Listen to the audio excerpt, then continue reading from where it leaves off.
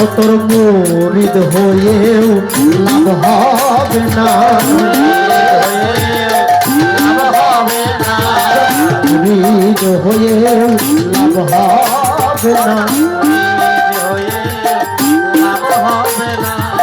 যতক্ষণ মানব দেহের না করবে সাধনা, মানব দেহের না করবে সাধনা, মুরিদ হয়েও লাভ হবে না।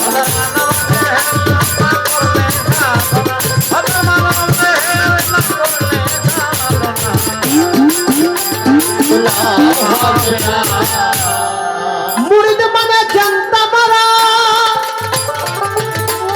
এই হাত দিয়ে তুমি চুরি করো না, এই মুখ দিয়ে মিথ্যা বলো না, এই চক্ষু দিয়ে কুদৃষ্টি দিও না, এই কর্ণ দিয়ে কুশ্রবণ করো না, আর এই পা দিয়ে তুমি কুপথে হেঁটে যেও না। এগুলো যদি রিমোট কন্ট্রোলার করিতে পারো, আপন ঘরে বসে তুমি মক্কা মদিনায় যাইতে হবে না, মক্কা মদিনায় এই দেহের মধ্যে দেখিতে পাবে। তাই সহিহ আল বুখারী ৬৪৭৪ নম্বর হাদিস, ৬৪৭৪ নম্বর হাদিস, আমার দয়াল নবী বললেন, যে উম্মত আল্লাহর যে বান্দা দুইটা বস্তু কন্ট্রোলার করিতে পারে, আমি দয়াল নবী তার জানের জিম্মাদার। সে দুইটা বস্তু কি গো আছে? এই যে মুখমণ্ডল, দুই চোয়ালের মধ্যবস্তু এবং দুই রানের মধ্যবস্তু, যাহাকে গুপ্ত অঙ্গ বলা হয়।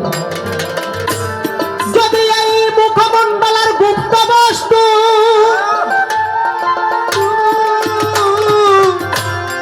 হেফাজত করিতে পারো, সেই দিন নবিয়ত বিলায়তের নকশা দিতে পারো।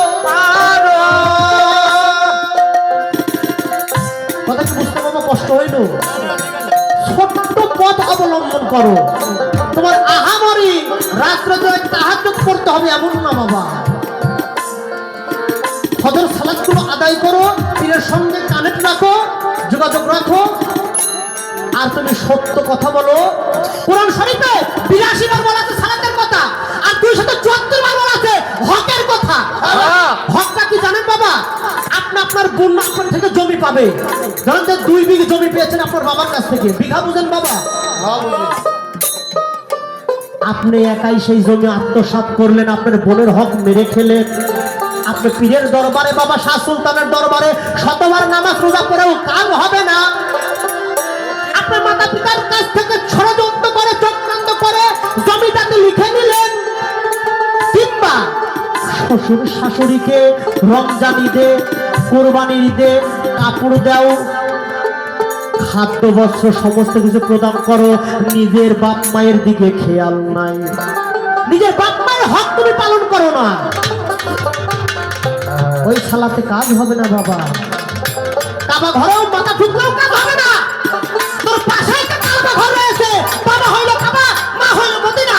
সেই মদিনাকে, সেই কাবাকে যদি, সেই হক যদি তুমি পালন না করো, সালাত নামাজ রোজা হজ যাকাত পীর ধরে কোনো ফায়দা হবে না বাবা।